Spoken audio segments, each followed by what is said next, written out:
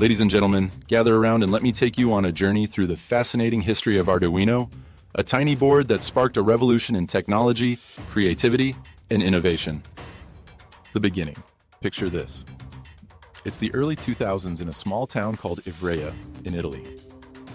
There, at the Interaction Design Institute, Ivrea, a group of bright students and professors were facing a challenge. They wanted to create interactive electronic projects, but the tools available were complicated and expensive.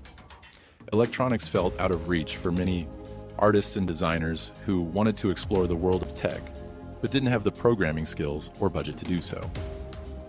Enter Massimo Banzi and his colleagues, David Quartiels, Tom Igo, Gianluca Martino, and David Mellis. They saw this problem and decided to change the game. They dreamed of something simple, affordable, and easy to use so that anyone, whether you're an engineer or an artist, could bring their ideas to life. The first spark. In 2005, that dream became a reality with the birth of the very first Arduino board.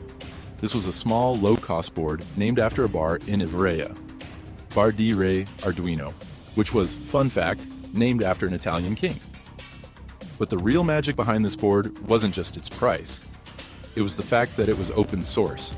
They gave the world the power to modify it, copy it, and improve it. Imagine that. They didn't keep it to themselves. They shared it with everyone. It was like handing the keys of invention to people everywhere. You could download the designs, build your own Arduino, and start creating anything from robots to interactive art. All of a sudden, electronics were no longer exclusive to engineers. They were for everyone.